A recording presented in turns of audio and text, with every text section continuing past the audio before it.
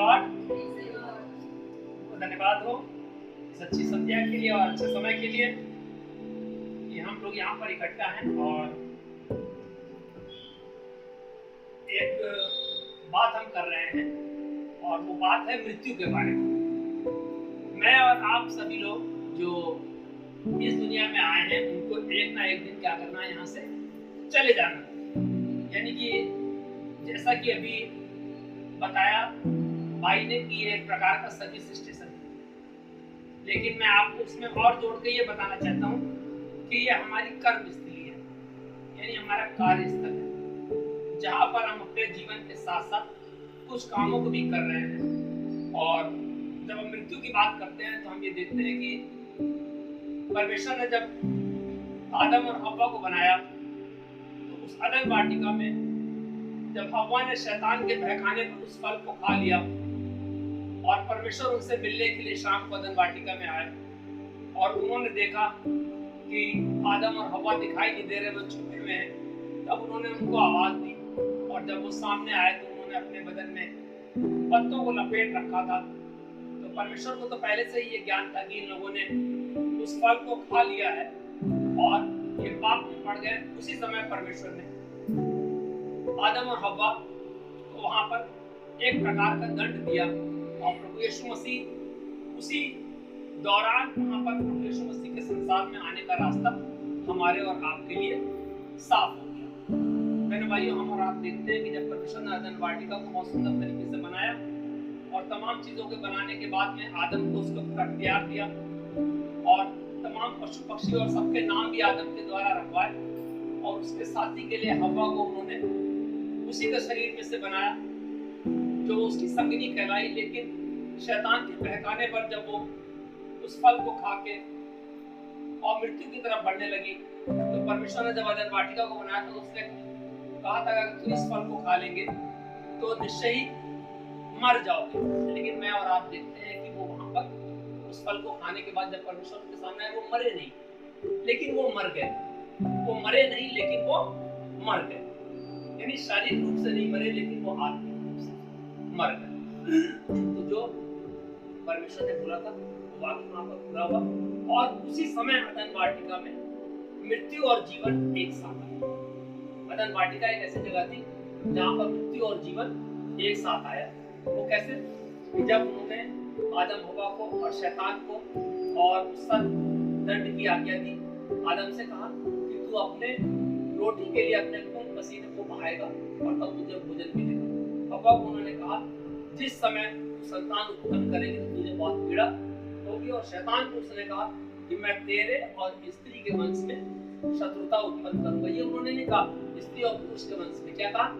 स्त्री और तेरे वंश के बीच में। इसीलिए हम लोग देखते हैं जब प्रभु यीशु मसीह पैदा हुए तो कुंवारी मरियम से पैदा हुए, स्त्री उसके संपर्क से नहीं, इससे से पैदा हुए, क्योंकि परमेश्वर ने वादा किया था कि स्त्री और तेरे वंश के बीच में मैं बैर उत्पन्न करूंगा और तू उसकी एड़ी को डसेगा और वो तेरे सर को कुचल डालेगा।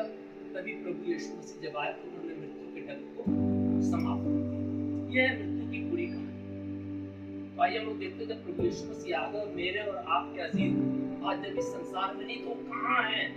मेरे और आपके मन में ये बात आती है कि वो है कहाँ, हम उनको कैसे मिल सकते हैं? जैसे कि बाइबल बताती है कि हम उनसे मिलेंगे, जैसा कि हमारा विश्वास है कि हम जीवित होंगे प्रभु यीशु मसीह के साथ। आइए हम लोग इसके वचन से देखते हैं और आज का वचन हमने लिया है पहला थिस्सलुनीकियों की पुस्तक है उसका 4वां अध्याय और उसकी 4वीं आयत है।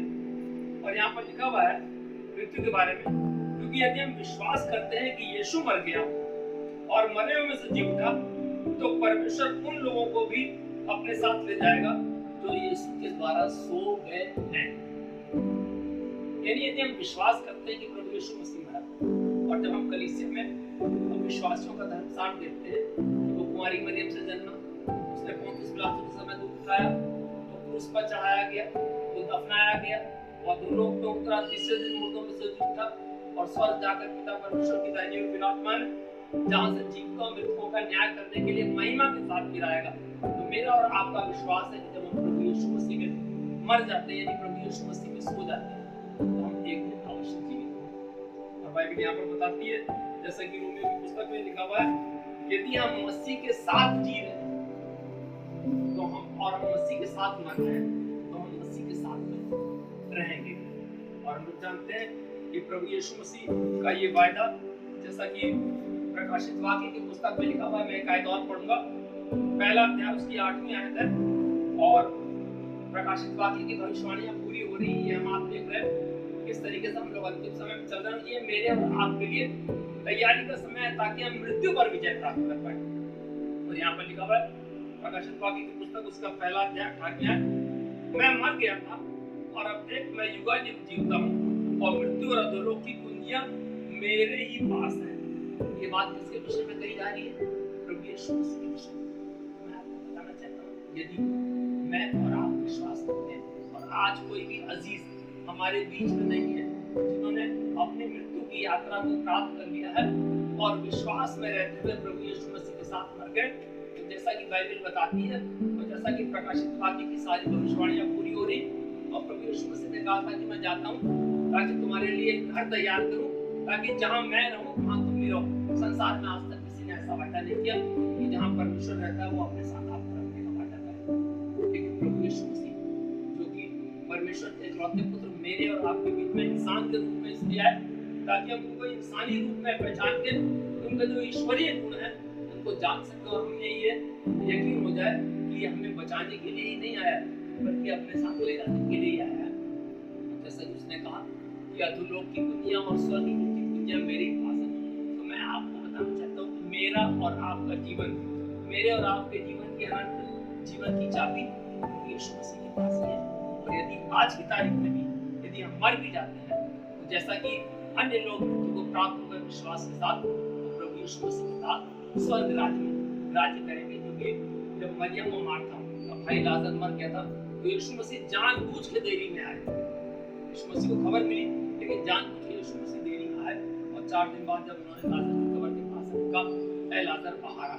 और मरियम से कहा था, उसकी बहन से बोला, यदि तू विश्वास करेगी तो परमेश्वर की महिमा को देखेगी। यदि हम भी आप विश्वास करते हैं कि मेरे और आपके अजीज जो खत्म हो गए हैं और हम भी जब इस संसार से चले जाएंगे और विश्वास करते तो हम परमेश्वर की महिमा को स्वर्गलोक में देखेंगे। तो मेरा और आपका विश्वास है। इसलिए यदि हमारे आपके बीच में किसी की मृत्यु हो जाती है तो हमें दुखी नहीं होना है, बल्कि मेरा और आपका विश्वास है कि हमारे अनंत जीवन की कुंजी प्रकाशित वाक्य के अनुसार प्रभु यीशु मसीह के पास है।